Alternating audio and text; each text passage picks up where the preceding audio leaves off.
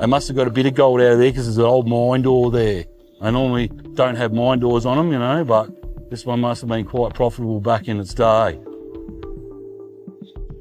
And we'll start checking some of these quartz veins, all these reefs up and around here. From mining over 1,000 ounces of gold to coming across an old forgotten mine filled with gold beyond his wildest dreams, this is how Parker Schnabel discovered a long-lost ancient gold mine.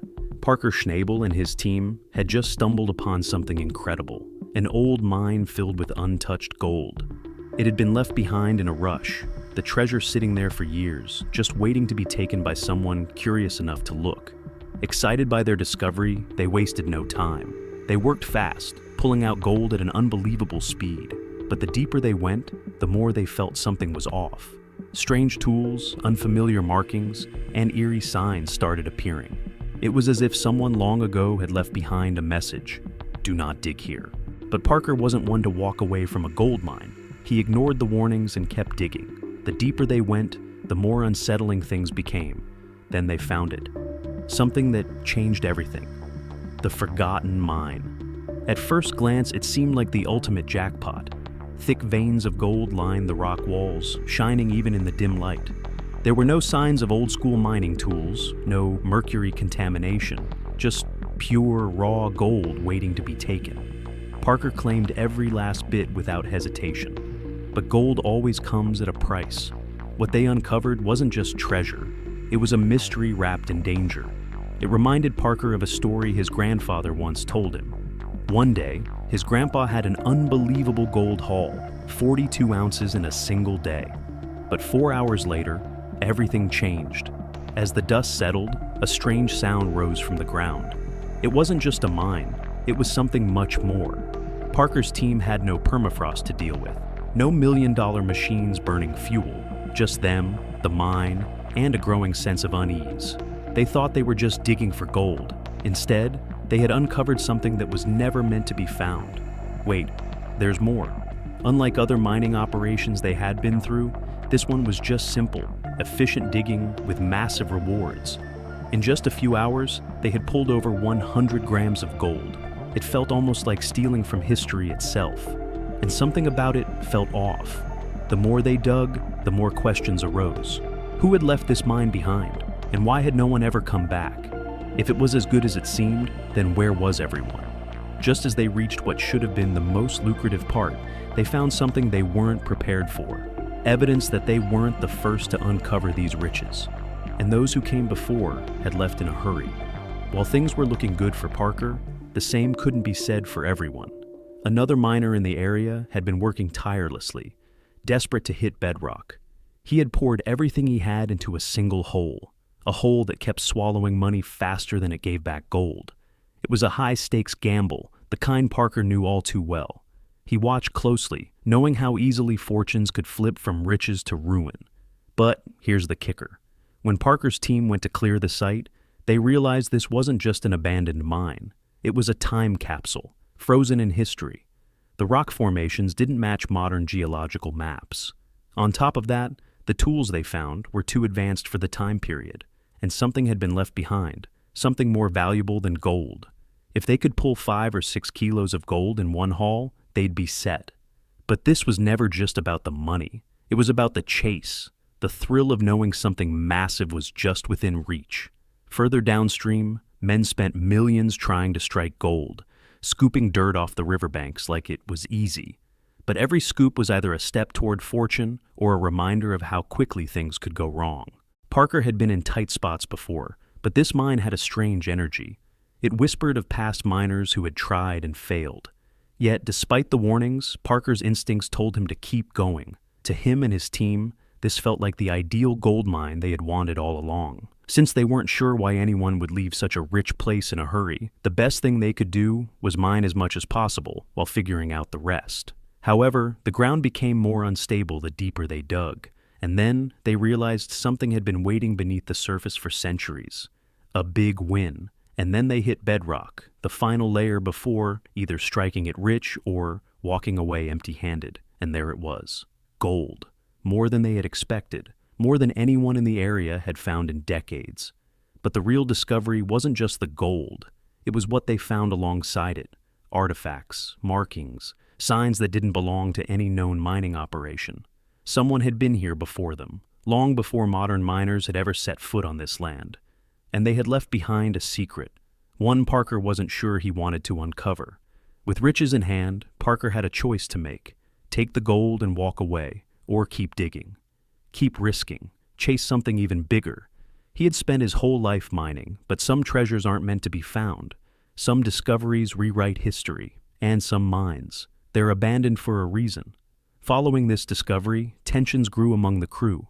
Some wanted to report the find immediately, to hand it over to historians and archaeologists who could properly document what they had uncovered.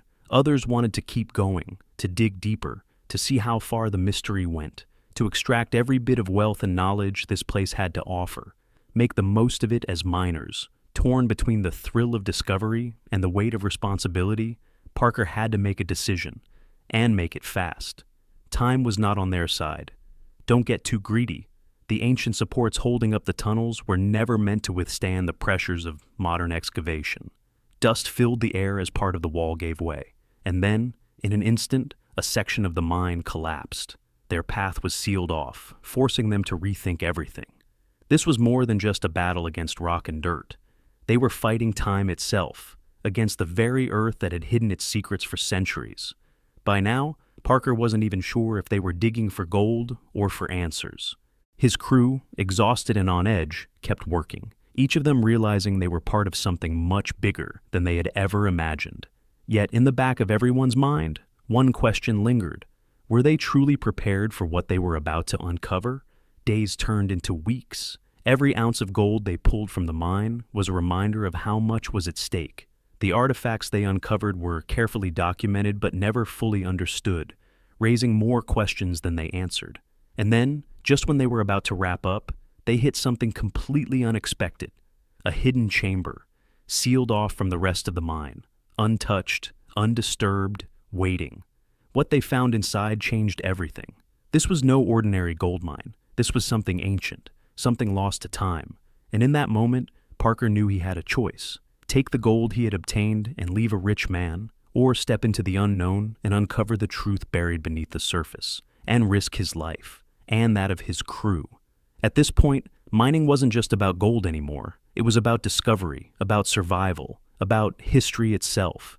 Yet, this wouldn't be the first time Parker was making history.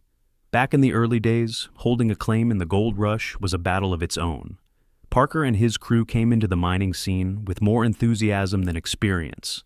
Their first season was brutal. They barely scraped together 15 ounces of gold, not even close to the big payday they had dreamed of. Bad luck, no experience, and a harsh dose of reality nearly broke them. But instead of quitting, they doubled down, risking everything for another shot.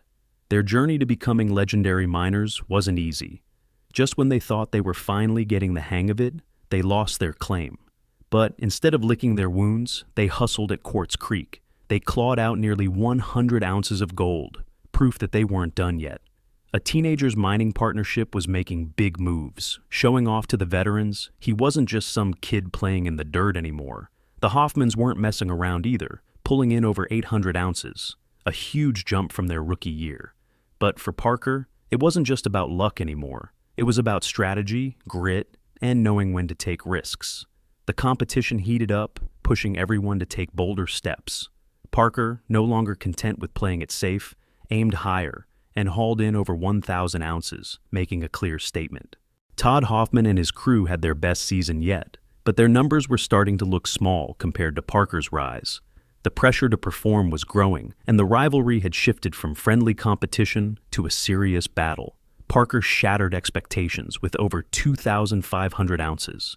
The Hoffmans, refusing to be left behind, brought in nearly 1,400 ounces. However, as talented as Parker was, he did have some bad days. The bad days. It was 9 weeks into the season, and he had started big by investing $2.5 million on a promising haul, only to end up with just over $1 million worth of gold. Knowing that he was running out of time, Parker decided to do something he'd never done before: run 3 wash plants simultaneously. With more ground to cover, he sent a third wash plant and an additional crew to the Indian River. with the hopes of scoring over $2.5 million in just 3 weeks. After hearing Parker's plan, Mitch Blaschke shared the same enthusiasm and hope of making it big in the shortest time possible by running multiple wash plants at once. To him, each wash plant would manage to get a good amount of gold each week, and when they combined all the gold from the 3 plants, it would add up to a lot of money. At least, that's what they thought. As exciting as this was, Parker understood that they had to do the work. Running 3 wash plants meant the potential of getting more gold, yes, but it also meant more pressure for the staff and more headaches for Parker. As hard as it would be, it was the only way, and they had to pay the price. At Dominion Creek, Parker already had wash plant Roxanne running, processing pay dirt from the long cut. 1.5 miles from there was Big Red, churning through the top gravels in the bridge cut. The only thing that remained was firing up a 45-ton shaker deck called Bob. From his Dominion yard, they had to move it 12 miles down narrow, winding dirt tracks, through a 25-foot-wide creek, to its home on Ken and Stewart's ground. But this was no easy task. To help transport the wash plant, Tyson Lee brought in his mentor and haulage expert, Mike Tupper. The first step was to load the wash plant onto a carrier and balance it properly, since the trip to the destination would be a bumpy one. And this was no easy job. After loading it up, the easiest part was done, and now it was time for the hard part, surviving the harsh route to the destination and getting the wash plant there in one piece. Things were going well, and after crossing a river, the pilot truck was proving to be effective.